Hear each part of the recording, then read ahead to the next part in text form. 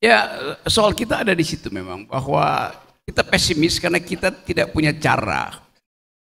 Saya sebut sementara ini kita tidak punya cara. Karena membayangkan bahwa struktur oligarki itu menetap. Tapi sebetulnya istilah oligarki itu kurang cocok lagi sekarang. Kenapa? Oligarki itu artinya sejumlah orang oligarki melakukan tindakan oligopolis itu. Jadi ada sejumlah orang. Di dalamnya masih ada etika tuh, baginya sekian, yang mau dirampok yang sana tuh. Kira gitu jalan beroligarki itu. Yang sekarang cukup dengan satu orang kaya, dia bisa beternak 20 politisi itu. Namanya adalah plutokrat. Plutokrat artinya orang kaya. Satu orang kaya di Kalimantan bisa beternak 3 gubernur di Kalimantan, 7 bupati di Jawa, 19 anggota DPR di Jakarta. Karena dia akan atur, coba saya terangkan cara saat ini. Okay. Dia ingin supaya seluruh konsesi dia, perpanjangan izin segala macam, bisa bertahan 20 tahun ke depan. Kan dia mulai tahu, mulai cari partai mana yang bisa dia sogok supaya caleg-calegnya itu dari awal mengetahui misi dari si oligarki ini. Oke, sebut partai A. Ya kasih uang aja partai A itu. Calegmu berapa? 20, separuh saya biaya ya. Gimana DPR? Buat apa? Buat mengatur regulasi. Regulasi di mana? Regulasi di Kalimantan. Jadi diatur dari Senayan, regulasi di Kalimantan tuh, macam-macam cara. Terus dia berpikir, bagaimana kalau misalnya anggota DPR itu yang berasal dari Kalimantan ditangkap KPK tuh? Oke, dia berpikir sebelum ditangkap maka polisi di Kalimantan harus dia urus dulu. Jadi dia cari mana polisi yang mampu untuk dia sogok, dia pindahin misalnya dari Brebes ke sini. Oke. Aman. Ternyata enggak. Polisinya berubah ketika bicara dengan BEM Unmul, polisinya jadi akal sehat, dia tangkap juga tuh anggota DPR-nya. Oke, akhirnya masuk penjara. Si oligarki, si plutokrat, bayangin kalau dia masuk penjara, mesti dipastikan bahwa di penjara itu dia bisa setiap Jumat malam keluar, pulangnya Senin pagi tuh. Maka dia cari kepala lapas yang nakal siapa? Kodenya di Medan dia pindahin ke sini nih. Dia udah bayangkan itu. Kalau akhirnya bayangan-bayangan ini dia praktekkan, maka dia yakin bahwa tahun politik itu adalah tahun peternakan aparat, tahun peternakan politisi itu. Jadi pekerjaan oligarki adalah beternak politisi, itu intinya. Hanya itu pekerjaan oligarki, simpel sekali itu. Kenapa itu terjadi? Karena paradigma ekonomi menguasai seluruh lapisan masyarakat.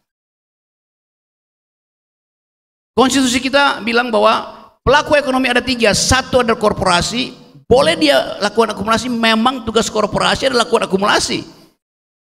Mesti untung korporasi itu, bagus. Tapi ada pelaku kedua, BUMN. BUMN tidak boleh cari untung, BUMN merawat hak rakyat.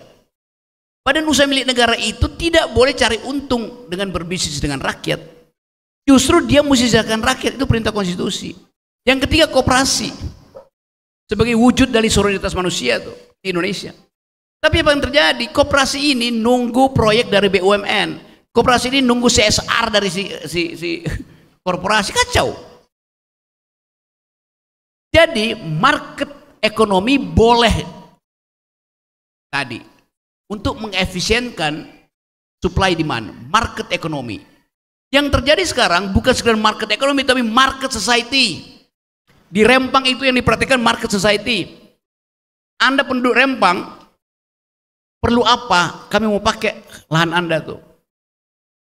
Ditanya perlu apa? Rumah, kita bikinin apartemen. Rumah itu bukan house bagi masyarakat adat. Tapi bukan home, tapi sekedar house, bangunan. Bukan home. Jadi negara tidak mengerti bahwa kebutuhan rakyat itu adalah kegembiraan. keindahan, kebahagiaan.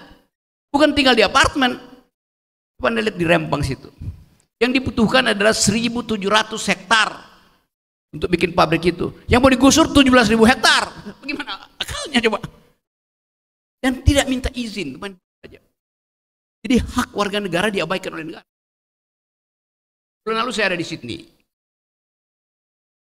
Bandara Sydney itu sekarang dia tidak boleh beroperasi 24 jam lagi, dibatasi sampai jam 10 malam. Karena permintaan rakyat Sydney bahwa mereka mau hidup bahagia di malam hari, jangan ada lalu lintas udara di situ yang bikin bising, yang merusak ozon di atas kota Sydney. Karena aftur itu diproduksi dari pesawat-pesawat itu. Jadi Anda bayangkan berapa banyak kerugian pemerintah kota Sydney dengan menutup bandaranya cuma sampai jam 10 malam. Kerugian ekonominya tinggi sekali. Tetapi pemerintah mengatakan, kami setuju dengan pendapat rakyat.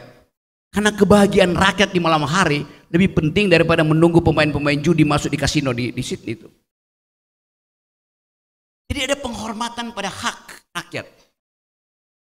Ada penggalian, mau cari batu bara, mau cari mineral di Australia Barat. Prinsipnya Anda boleh cari mineral, tapi begitu Anda bertemu dengan situs masyarakat aborigin, Anda mesti pindah dari situ. Berapa banyak perusahaan Cina yang udah mengeksplorasi ratusan hektar di situ. Dia eksplorasi, tiba-tiba titik eksplorasinya udah keluarin miliaran dolar, tiba-tiba baru kira-kira 200 meter ketemu artefak. Perak, alat perang segala macam. Mau terusin nggak tuh? Dia udah bayar. Dalam perjanjian begitu Anda temukan jejak nenek moyang, berhenti, tutup, pindah lagi, ketemu lagi, nggak boleh tuh. 5 kilometer cari yang baru, ketemu 5 kilometer. Berapa banyak investasi yang hilang di situ? Itu cara berpikir ekologi sekarang tuh. Hormati situ. Itu tempat kuburan, artinya di situ ada jejak penghormatan pada nenek. Di kita berapa mata air kuburan di KN itu adalah hak heritage nenek moyang. Begitu penghargaan. Lihat itu. Ada kerakusan tadi. Itu market society beroperasi sampai ke tingkat kita semua dianggap sebagai konsumen, bukan lagi sebagai citizen. Kebijakan ini yang mesti kita halang. Yang Anda tanyakan pada calon-calon, siapa di antara mereka yang paham tentang problem? Dan Samarinda kaya dengan masalah itu. Jadi kita mau promosikan ini supaya teman-teman mahasiswa lakukan. Anda mungkin masih satu pertanyaan yang radikal gitu. Siapa ini, siapa? Ya, riset dulu itu. Jadi tadi ya boleh bikin kutip, tapi kita ada di dalam keadaan bahwa Indonesia disorot oleh dunia hari ini.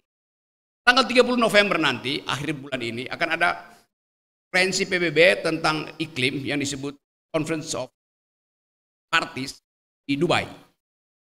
Untuk menguji apakah Indonesia comply dengan janji untuk menurunkan emisi karbon yang mengakibatkan rumah kaca, dan sudah comply enggak bahwa tidak boleh kenaikan 2%, 2 derajat suhu di Indonesia.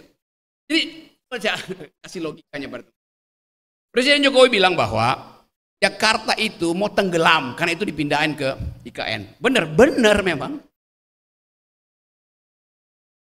Jakarta tenggelam karena apa? Karena kenaikan suhu bumi.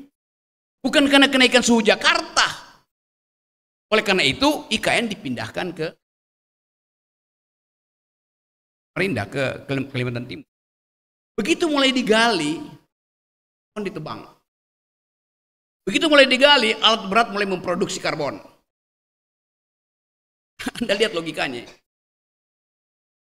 Jakarta mau tenggelam, penyebabnya adalah kenaikan suhu bumi.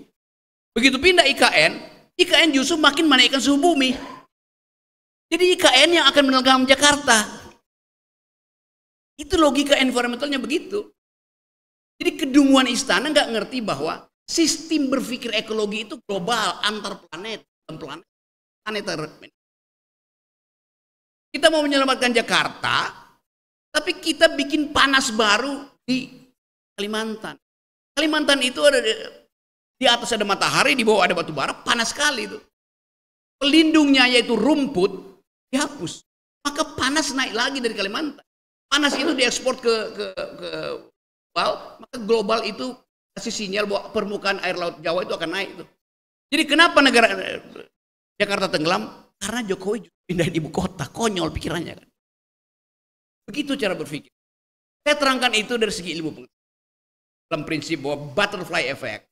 Kepak sayap kupu-kupu di hutan Amazon bisa menimbulkan badai di California. Asap knalpot motor gede di Jakarta bisa membatalkan panen jagung di Bandung. Ya. Jadi yang saya ucapkan di sini dan teman-teman, upaya untuk membuka pikiran. Jangan ditutup oleh dinasti.